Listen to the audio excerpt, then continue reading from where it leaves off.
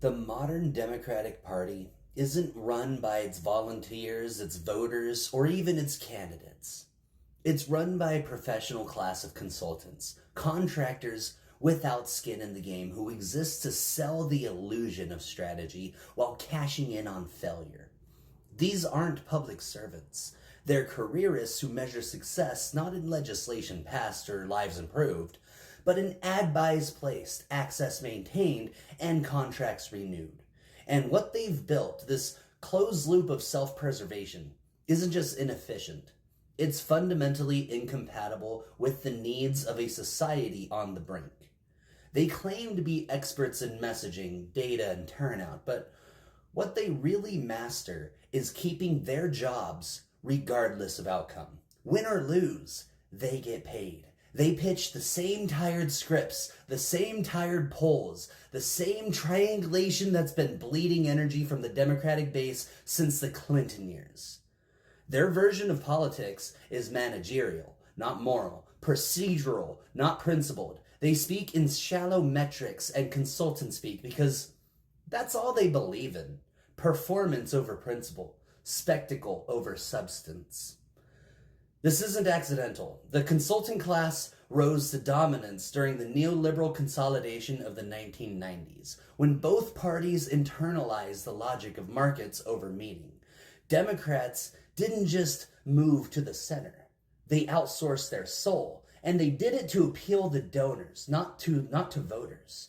These consultants told party leaders that authenticity was risky, boldness was dangerous, and that real ideals had to be tempered for electability.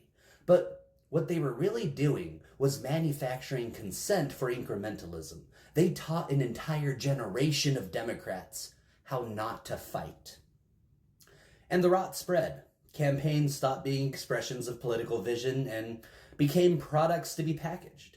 Every candidate was told to stay on message, avoid alienating swing voters, and build a war chest before daring to say anything real. Movements were suffocated by metrics. Passion was filtered through focus groups. And any deviation from the consulting consensus was punished with withdrawal of institutional support. What emerged was not a party built to solve problems. It was a party built to manage decline. A brand in crisis mode, micromanaged by people who mistake career risk for existential threat. The consulting class doesn't fear the far right.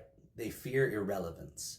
They fear being made obsolete by leaders who don't need them, who don't buy the lie that politics is a consumer product or that every voter is a fragile commodity to be manipulated by the copy-tested buzzwords.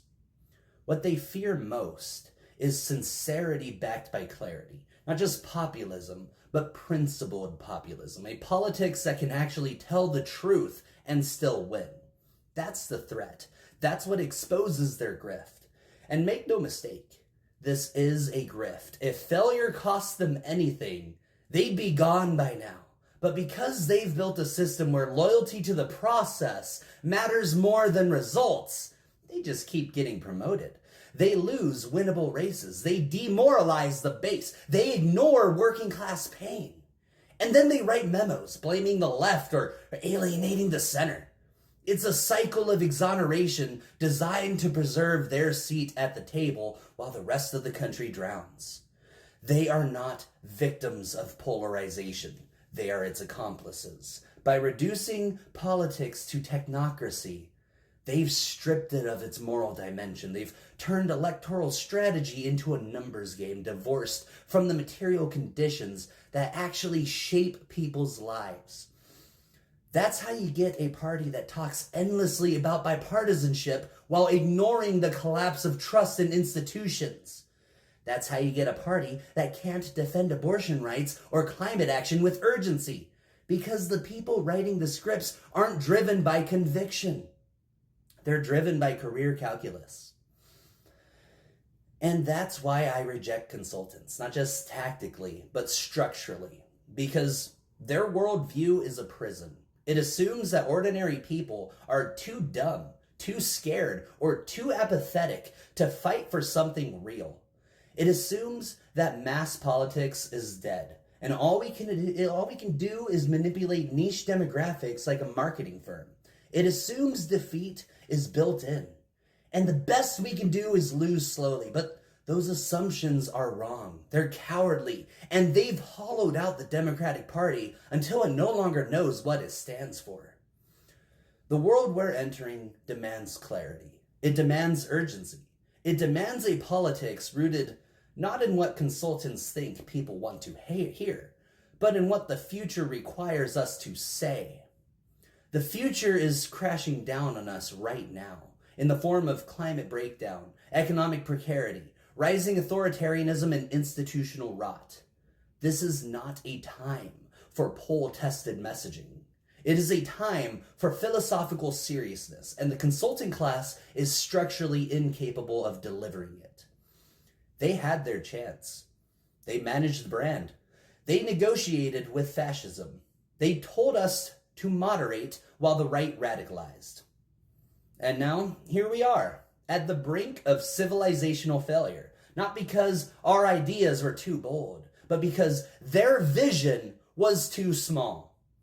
The Democratic Party doesn't need better consultants. It needs to fire them all. It needs to remember that politics is not marketing.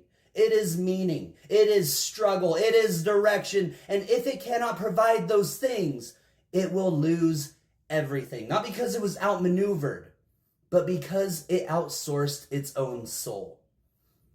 The consulting class is not just outdated. It is antithetical to survival.